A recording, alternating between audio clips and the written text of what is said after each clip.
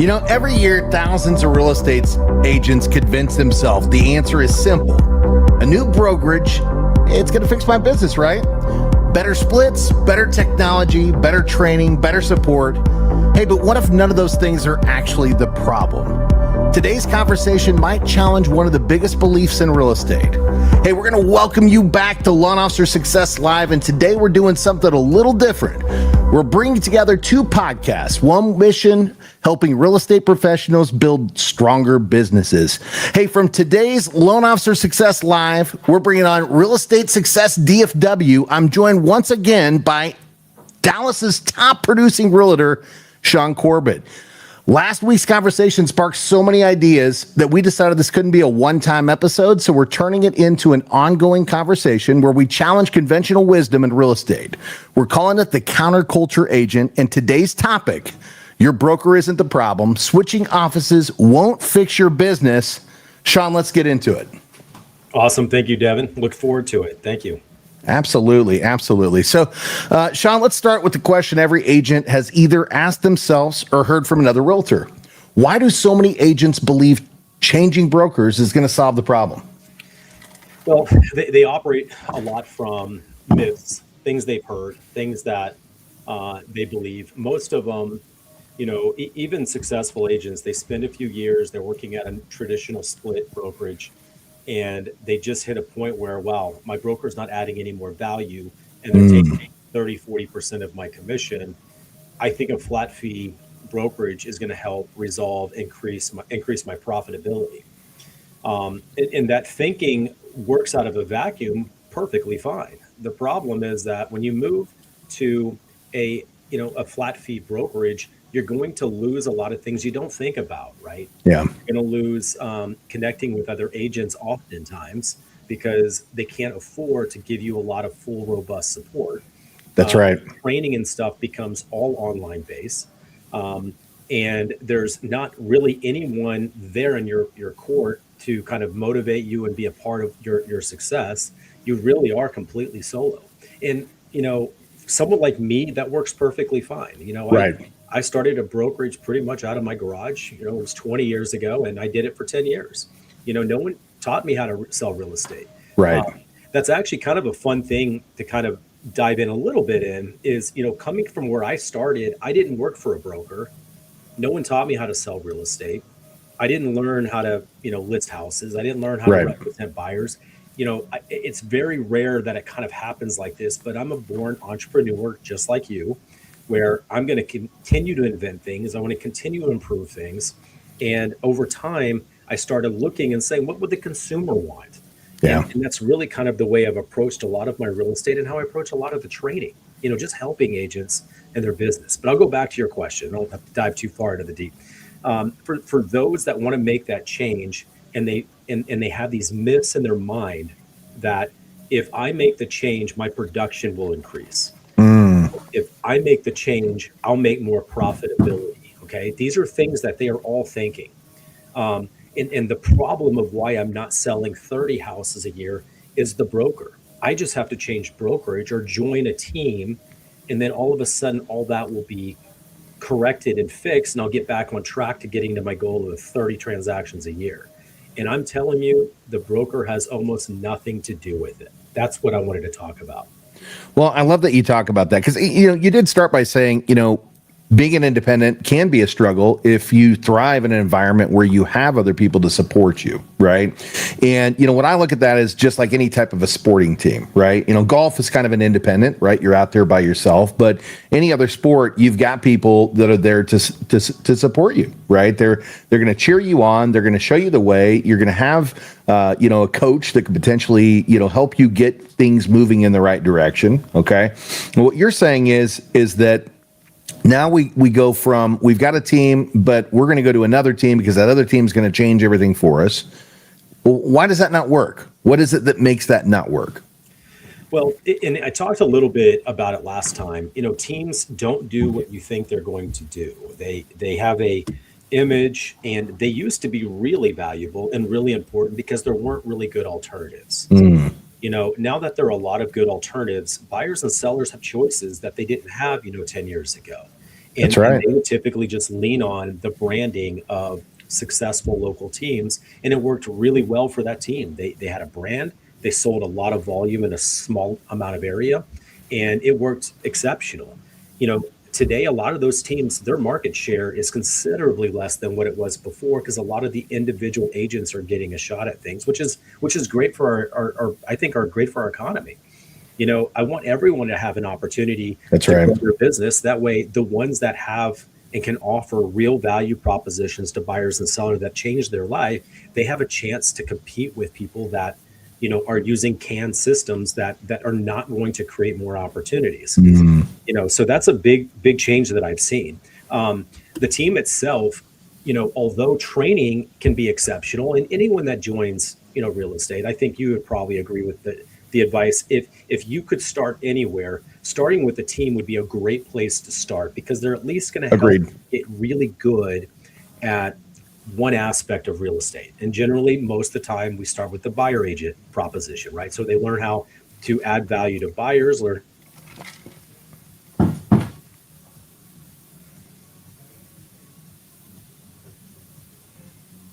Well, Shaune dropped off here for a minute, so let's give it a second and see if we can bring him back. While we're going to do that, I think let's run the intro. Welcome to Loan Officer Success Live, sponsored by Premier Lending, the show where the mortgage industry's top players pull back the curtain. Your host, Devin Dubuc, sits down with industry leaders, top producers, and game-changing mortgage tech innovators, all sharing their unfiltered strategies, bold ideas, and proven secrets for success. Get ready to take notes, think bigger, and play to win, because this is Loan Officer Success Live. Well, I'm back, but we are still missing Shaune today, and the show that we have scheduled definitely requires his expertise. So I appreciate you joining in, and Kathleen, thank you for the heart. Shaune's calling me on the other line, so I'm going to put this on hold real quick. I'll be right back with you.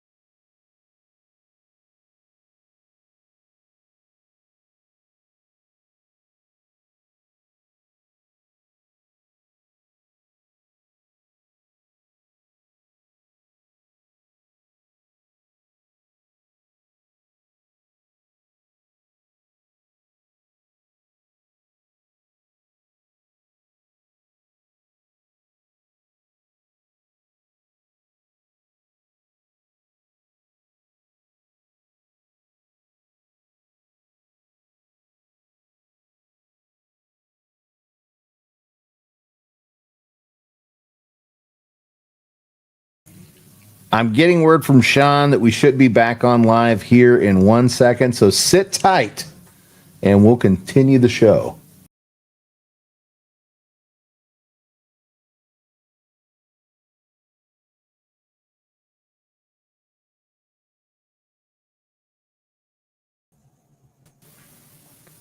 We're back. Man, how about that? I guess, maybe it was a quick bathroom break, Shaune. Where'd you go, man? I don't know, let me get my notes. I switched over to my backup computer. That's funny. It happens. This is a live show, guys, so this just shows you technical difficulties can and will happen. So we appreciate you sitting tight. Shaune, I'm going to ask you a question just while we kind of get back on cue. So we're talking about brokers, and we're talking about what they maybe making a transition isn't always going to work. But what should somebody be looking for in a good broker? What would that be? Let's go back to, I was talking about joining a team and things like that. There are qualities that would be of value, but having success, someone that actually has proven success is definitely a good start, right? Yep. I don't want to join someone and have to reinvent the wheel and then figure Agreed. out that, everything they're doing is just like everybody else and we're all just rolling the dice and gambling. I want to know that we have systems and processes in place that have duplicatable results. If you That's don't have right. systems and processes in place for any brokerage out there, if you don't have a system and process on how you handle everything, then you're going to have different results every single time. And then your clients get different treatment. They get different, um, some you might do a little extra for, and others you do a little extra for or a little less. I mean, it just kind of always, and then everyone has a different experience, and that's impossible to build any scalable system where Right. everything is wild and different. I would encourage everyone to really hyper focus on having good systems and processes that have proof that it does work and that you will have a predictable result. I mean, I think that's really, really important. I couldn't agree with you more. And I think that's on both sides of the table. You represent the real estate side of the business. I represent the, mortgage side of the business. And same thing with mortgage. If you're looking at making a transition to a company, they need to have a proven track record and a proven system, right? One that is referable, that's going to keep people coming back again and again and help you scale up your business. So I think we're on the same page with that. It sounds high level. It sounds a little nebulous, but the reality is when you're interviewing, you're going to know, and I hate to say it, but most brokers don't really have systems and processes because they want everyone to have their own freedom and do whatever they want.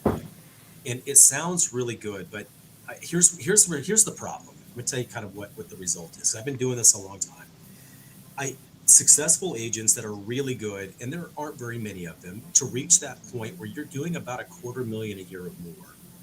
That means you are actually making enough that you have some profitability. You're able to pay yourself. You're able to, build some type of sustainable business. That's kind of where a lot of people are trying to get to. The problem is if you're doing it as a solo agent, then you're probably going to be working 60, 70 hours a week, and you have to be available at all the times you don't want to be available. Right. Nights, weekends, after hours, right? When you want to be spending time with your family, you're going to be out showing homes, talking to clients, and making yourself accessible. Sure. I think it's always better to have other people that you can partner with to alleviate a lot of that pressure and stress. Maybe it does result in a little less income, but it makes it so you have more availability when you need to be available. And you have other people that you can partner with as well. I think that's really where most people should. I think soloing it is really, really hard to do if you don't have anything built in to scale it. Well, I'm going to challenge that because you say, ultimately having somebody else that you're splitting your commissions with, takes away from your income. But does it?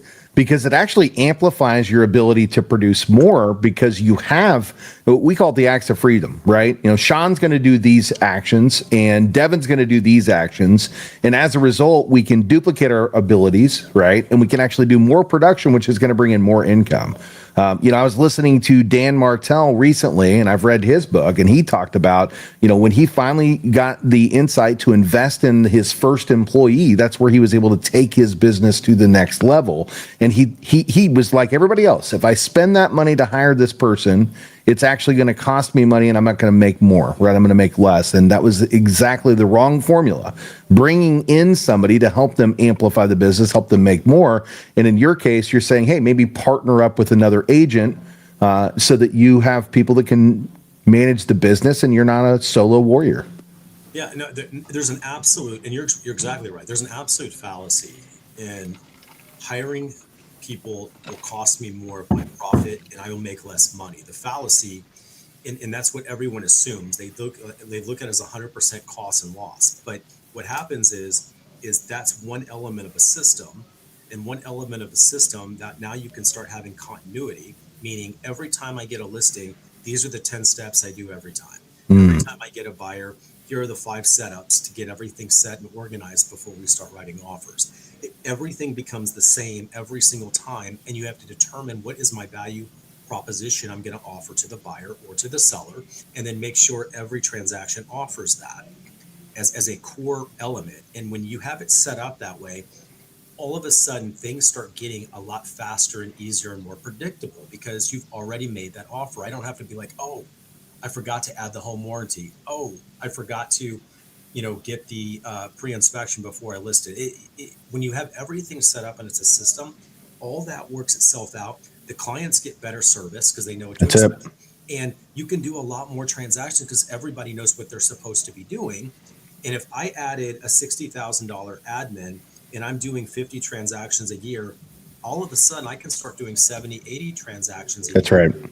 And my net profitability, even if it's the same, I'm working less, and my scalability increases because everyone's doing what their expectation is. You know what So we it call that, starts Shaune? building. We call that sweat. Same way every time, right? We're going to sweat the process, and that's going to allow for the scalability, which is exactly what you're talking about. Um, we do the same thing on the mortgage side. And when you build a process, not only does it keep things consistent, but your consumers that you're assisting, they're going to want to come back again and again. In fact, they're going to have more confidence in you because it doesn't feel like you're flying by the seat of your pants, right? They feel a structured, organized system in one of their biggest buying decisions of their life. And they go, this is a true professional team. These are people I can put my trust in. And I'm going to move forward with Shaune and his team because I trust in the process that I'm seeing. Yeah. And I'll tell you one thing, if you consistently do it the same way every time, you'll learn that your real value proposition isn't earning and making commission. Your real currency is actually 5-star reviews. Mm, That's another shift in the way people think about, what they're offering. Your objective is to under promise, over deliver, and deliver in a way that meets all their expectations, and they're really impressed. So when you close and fund, 5-star reviews is a natural part of the process. When you have enough of those, then all of a sudden, anyone that gets online looks you up. It's an easy decision. They don't have to that's right. think about it. I heard about you. You got referred to me. I saw an ad, whatever it is. I looked on, holy cow, you've got thousands of 5-star reviews. Okay, I don't have much to lose. Tell me your pitch. And, Your, and, you, and it yeah, becomes your really easy. reputation speaks for itself, Shaune, right? Yeah. At that The point in time. conversion is really easy when you have that. Well, let me ask you a question. Let's give a sneaky trick out, right? So, how do you get the review? The transaction, do you do it before the transaction's over? Do you do it at the end of the transaction? How do you get them to go and actually do the review? What's that look like? I'm still transitioning on that system, but here's what I've done for years. I use a program uh, called EvaBot. Mm-hmm. EvaBot is a gift giving program, and what it does is it goes through and it sends them a message, and it starts asking, what are all the things you really really like? Is it technology? Do you have animals? Do you like alcohol? Do you like chocolate? It starts kind of qualifying them and defines particular gifts that are exclusive to Mm, their tastes. And then I set a budget, maybe I throw $200 or $300 at it, and then it will go through and define and qualify the type of gift that they want. And so when they get it, they send me pictures, which I just got one yesterday of the guy I sold his house, or he bought a house with me, and he's taking a picture of the coffee and he's enjoying it in his backyard. And it's really special. But when you do that at the same time, that's when I actually ask for a review. It makes it kind of that high, euphoric. I've done everything for them. I've delivered a really cool gift for them. At the same time, can you throw me a 5-star review? I love it. I So love it. that's an answer and a system and a way to do it. I'm still transitioning, but that's how I've been doing it for a long time. Yeah. Well, and what you're doing is you're giving them something that actually is significant to them. And that means something, right? That's part of a relationship. And we are in a business that requires relationships because the customer that feels like they're part of your family, they're going to come back again and again and again, right? And they're going to refer their friends, they're going to refer their family. And Shaune did such an amazing job. The process was smooth and efficient. It felt, comfortable. I was never scared that we were not going to get where we wanted to be. And at the end, I got a gift that was specific to me. Man, you got to come work with this guy. He's amazing. Sure. I'll tell you something else. New brokerages, they might change your environment, but they won't change your habits. And I always tell people that same thing I say, people that are thinking about divorce. Okay. One of the things that comes up is when it's always assumed that the grass is going to be greener. This opportunity is better. That's going to be better. Everything's going to be better. And the reality is, when you leave that relationship, you're going to take yourself to the next relationship. So you've got That's to make right. sure whatever's not working, you have to address with yourself. I think the same thing with agents that are working with a brokerage. They have this automatic, wow, they have the shiny 10 things I'm looking for. And if I go over there, all of a sudden it's all going to just collide and make sense. But it's your habits that's holding you back from success. The broker is not going to solve that problem. Branding won't fix poor follow-ups, inconsistencies, or lack of discipline. Just having better tools, splits, and leads, that's not going to fix it either. You have to address something within you and setting the right type of habits. Well, I love that you said that. And let's talk about that. Let's stay on the habits. So, what habits are going to separate agents who consistently produce from ones that are consistently starting over? Yeah, there are a number of really good, and there are good books and resources to help you kind of get your mindset set, right? I mean, that's a That's really it. good place to start, getting in a mindset. But, you know, simple things I might share is time blocking, right? The problem with agency is you do have absolute freedom to run and jump on everything that comes your way. And I know, because most agents I call won't answer the phone because they're scrambling and they're always behind. That's right. It's amazing the amount of control over your schedule. And I tease agents when I'm talking to them on the phone. I said, you can pretty much call me anytime. And it's not because I'm available 24/7. It's because I'm already ahead on everything.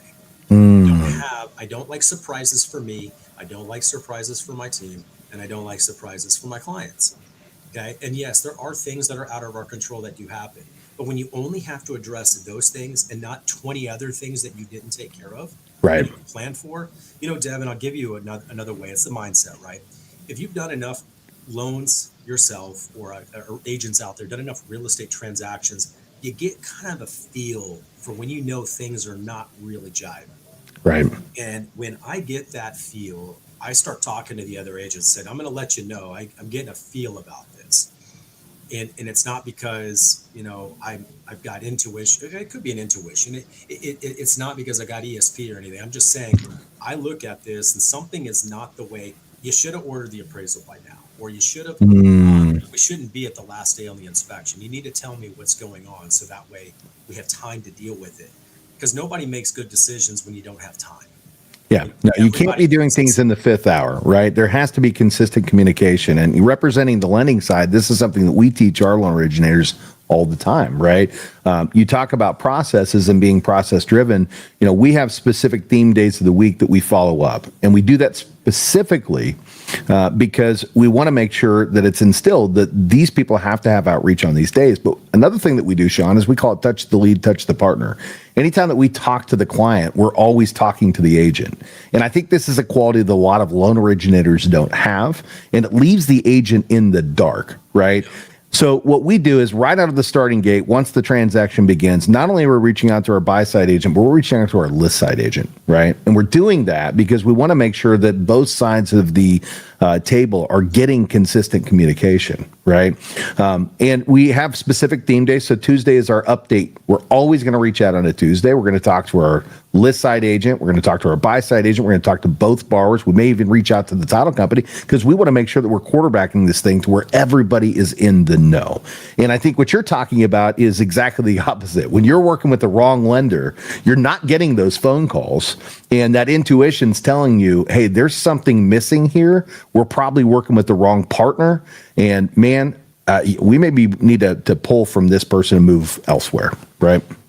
No, let's talk about communication. I love this. This is an important topic, and this isn't from the agent standpoint, it's from the buyer and seller standpoint. That's right. I joined a brokerage, and they pulled every complaint, every issue that buyers and sellers have. We're going to offer a guarantee against that issue, whatever it is. And the number one complaint, can you guess what the number one complaint, and I'm going to give you a teaser, it's from the seller. The seller's number one complaint about agents. What do you think it is? I don't hear from them. Communication. That's exactly right. You must have been in this business for a while. 24 years at this stage of the game, Shaune. I've been doing this for a while. And no agents think about that, and sellers don't think about it either until all of a sudden they get a house, they list it, and then the agent disappears for 90 days. Yeah. Hey, what are we doing? I've always had a general, and this is before I made a move. I always make recommendation. You always have next steps every time you get on the That's phone right. call with the client. Always have next steps.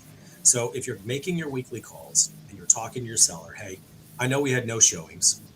Here's the way we're going to play this out. We're going to run 2 weekends. We're going to run it at the current price. We're going to make sure the market says no. And when it does, we're going to have that conversation about what price would get yeses. And there's a way to have that conversation. It's funny now, I don't actually have those conversations anymore because of the way that we set up our. Right. Yeah.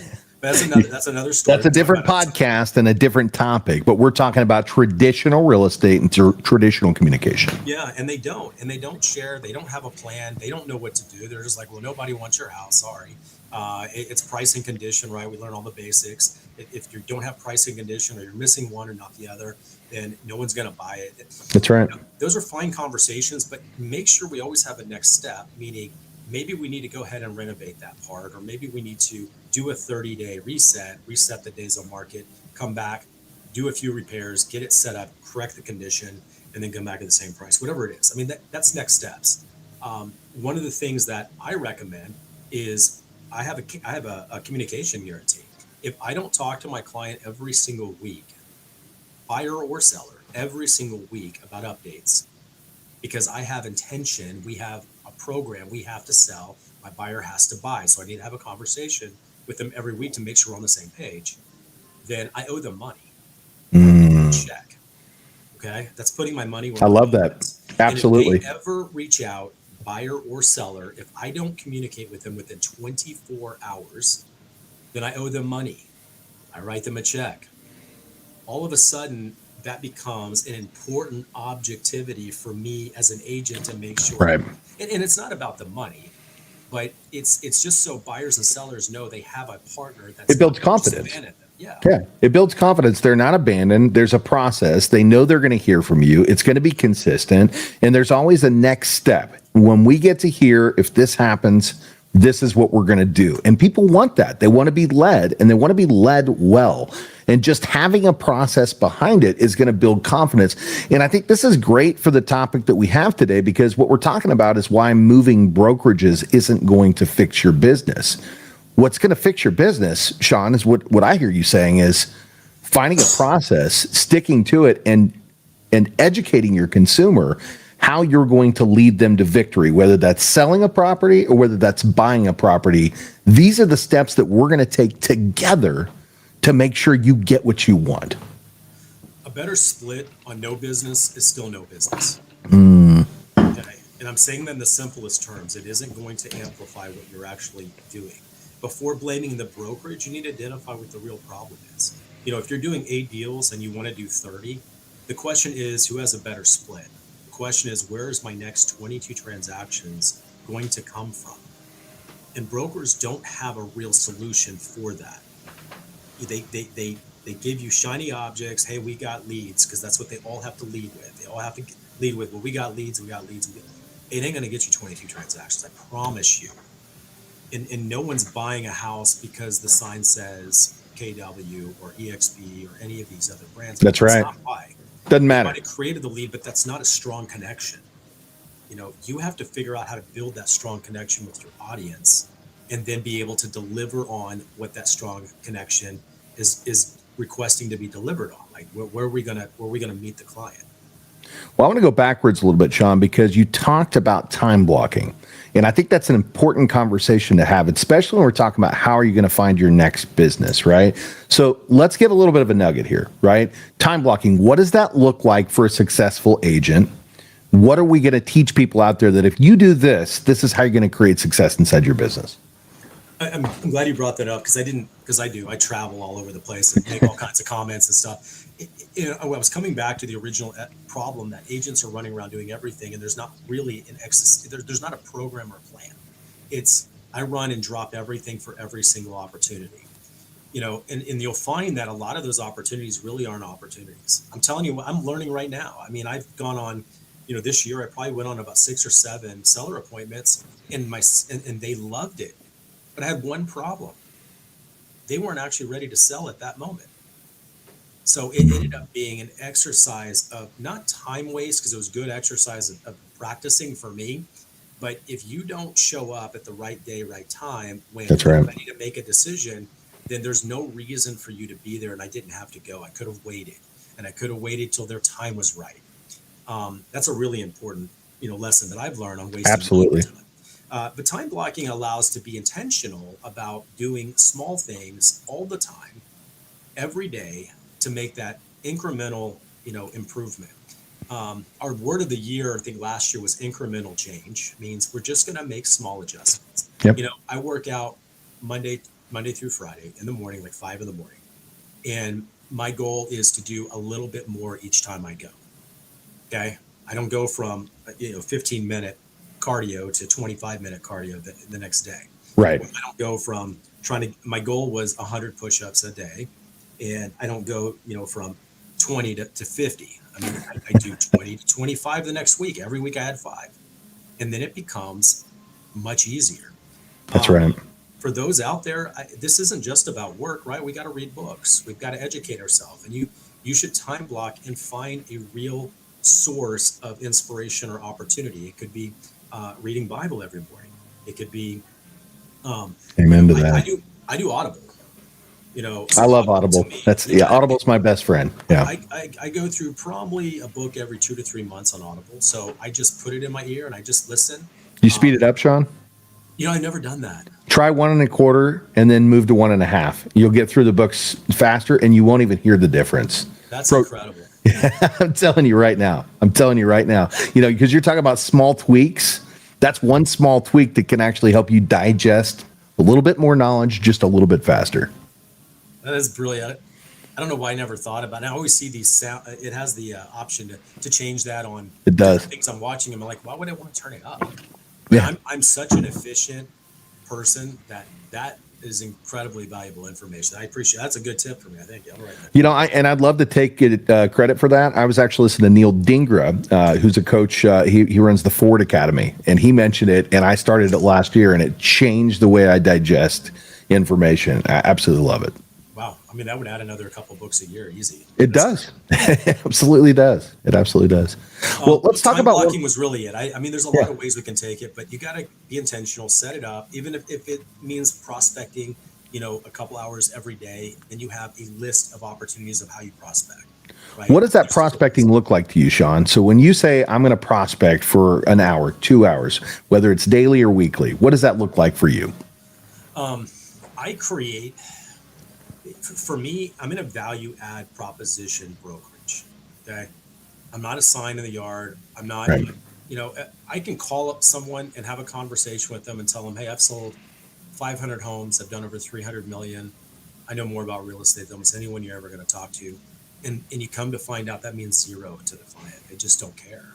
They have a problem they want you to solve.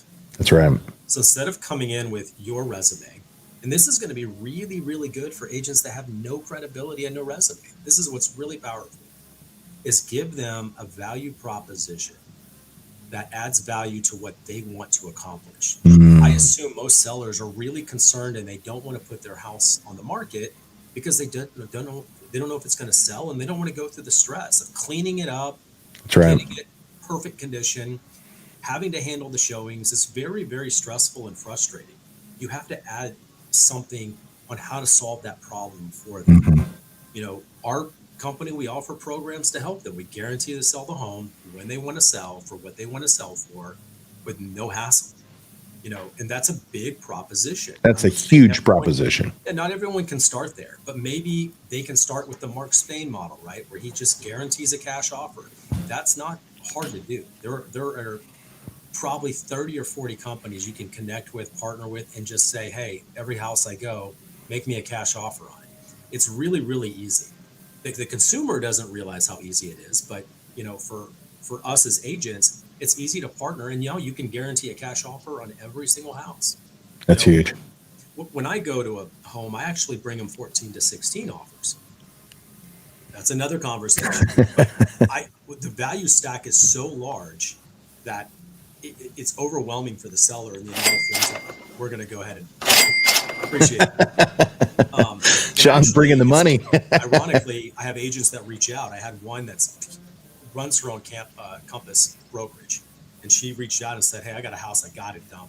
What do I got to do?" I said, "Well, give it to me." And then I put it on my platform, and I generated about 14 offers for it, and 2 of them were within a range that they would actually consider. So incredible. And I'm like I said, I help everybody. I almost get nothing for it. I might get a small amount of something, but I didn't get the listing, and I didn't get the buyer directly that way. So there's ways you can add value to everyone. But I think if you can add a value proposition to solve a problem, this works on every single Absolutely business out there. If you can solve someone's problem, give them a real solution. Stop thinking about throwing it on the MLS, putting a sign in the yard, doing an open house, and praying. That ain't selling houses. Like, we got to go something and add a real solution to a problem. And it works on every type of business out there. Agreed. Well, I do want to leave the audience with something, and we did talk about time blocking, and I just want to, so for you as a top tier agent in the DFW, what does a typical week of time blocking look like for Shaune Corbett? Well, let me pull my calendar up. And for me, because I'm so efficient with my time with clients, I have a wide open schedule every single day. So I'm really probably a really terrible example of this because, like, for example, I'll catch every one of our podcasts together. And I schedule podcasts Monday through Friday. They come in at random times. Right. And I have 4 kids. I have 4 kids in elementary school. Okay. I've got 2 across the desk from me. they're right here in the room with me today. I love it. Well, they're learning about podcasting. Maybe they'll jump on the next one. So my schedule is just as chaotic as everyone else's, but I have managed to have control of my time. I don't run out on weekends and evenings. I don't show homes all over the place. I have, a plan and an executable opportunity with every single person I work with. When you can set the stage of how you work and when you work, then your clients will work according to your schedule. One of the things I talk about in my book is that you don't have to work weekends and evenings and still make 200,000 or 300,000 a year doing this. And the way you do it is you have expectations up front. Here's when we're going to go look. Here's how we're going to sell. All the type of things. And then every time you have contracts, make sure none of them end on the weekend. It's pretty simple. I don't end option periods on a Saturday. It's done. Right. I actually have it built in business days. So that way I never have a Saturday at 5 o'clock we're all yelling at each other. Nobody wins. I love it. So there are a lot of things in that space that I would recommend. And I only say time blocking because most agents have no discipline. They haven't learned it. They have the entrepreneurship mindset, which means I have all freedom. And they don't realize if you don't treat it like a business, that's right, it'll own you. Well, I'm going to throw something out there because this is something that I strongly believe as well. And I again, this is something I train to, which is we're in an industry, both sides of the table, your side and my side, where we have the ability to make the type of money that doctors, lawyers, and athletes make, right? Well, when we look at doctors and lawyers, right, what do they have? They have massive years of education to be able to do what they do, and they're definitely on schedules every single day, right? But let's talk about the athlete.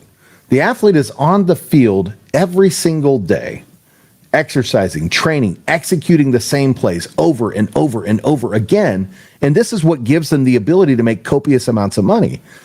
For some reason, entrepreneurs in our industry think, hey, I can just put in a little bit of effort and make a lot of money. And you can, right? But if you put in that same type of effort that an athlete puts into training and getting prepared to get out there on the field and do what they do, you're going to make unfathomable amounts of income. And that's what's so special about this industry is if you treat it like that and you become that entrepreneur, the level you can take yourself is absolutely astonishing. So I do want to leave them with one thing too, because I know a little sneaky trick that you do. You actually have created software that does it, but you don't have to have the software. And Shaune, you reach out to, how many people is it per day that you're reaching out to in your database to trigger conversations? Yeah, I simultaneously hit 10 every day, and it goes in order: home anniversary first, happy birthday second, and then whatever's left, it hits the remaining people with a message of, I'm thinking about you in a positive way. right? Just random. I have Not in a creepy way. No, and I have about 1,500 people in there. Yeah. So every day it's hitting 10. I go through my entire database 4 times a year. Yep. Once a quarter. Yeah, once a quarter I hit everybody. If you can hit everybody that you haven't, and it's crazy the amount of people that are like, I never would have reached out to them, and nothing against them. I just don't have anything in common with them right now. Right. And they're like, oh, I appreciate it, man. Life's busy. And then I have a way. At that point, I got to respond.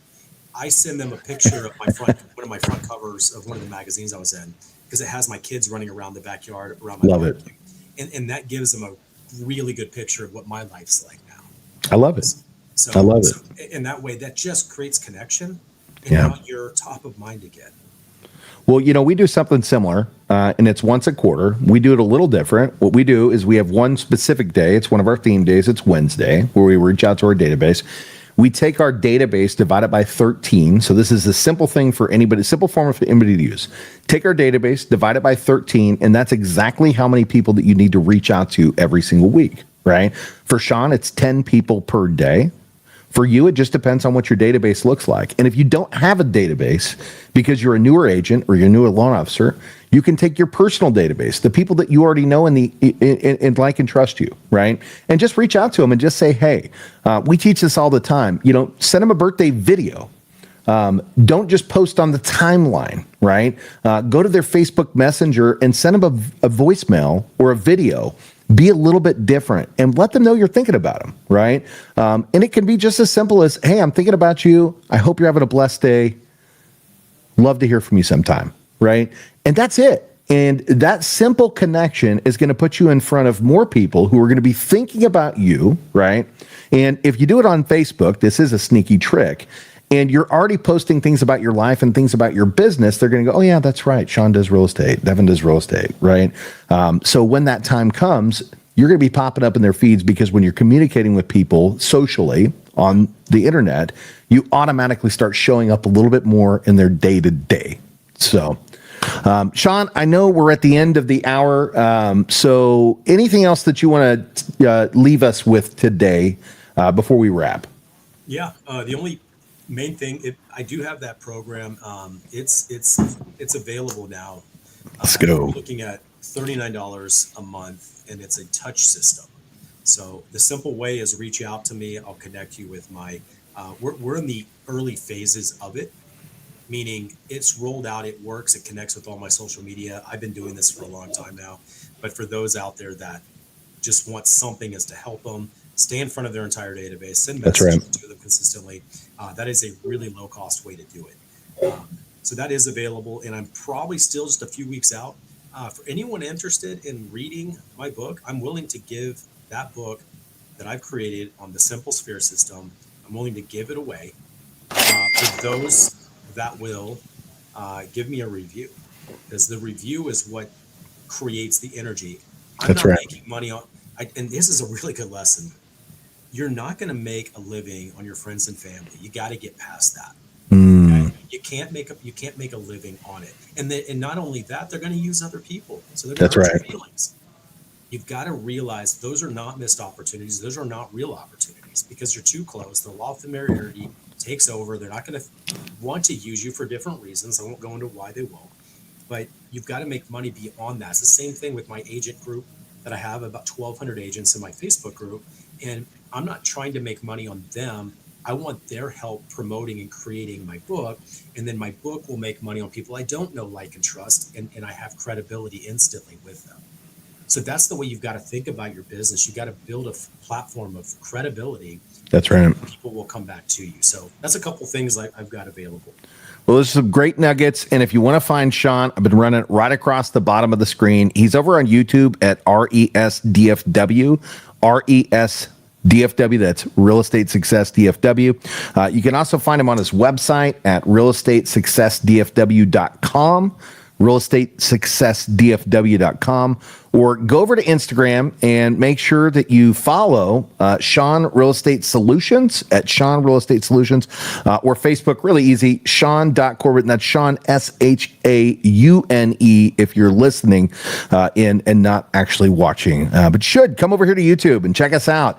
We're going to keep this thing coming back every Friday at 10 a.m. So if you love what you're hearing from Shaune, he's going to keep giving out those success secrets on how to create great success in the industry without having to work nights and weekends and crazy schedules, how you can become a true entrepreneur and build a successful business. And maybe at some point in time, he'll cross-interview me on how to have success in the mortgage industry, because I have been doing this for 24 years. So love that you guys keep showing up. Thank you guys for stopping in, Shaune. Thanks for coming back. Loving this segment with you, brother. I love it too. I appreciate it, Devin. Definitely. I'll have interview questions for you, because I know that when mortgage people suck. So I'm going to ask you, what do you do with this when they're terrible, and That's things right. to look for? So I love it. I love it, man. Well, great stuff. Guests, again, we appreciate you stopping in. We will see you on the next one. You've been watching Loan Officer Success Live, where real strategies meet real success. Don't forget to subscribe now and share it with your teammates, and keep leveling up, because your next breakthrough starts here. If this fired you up, don't just watch success, go out there and build it.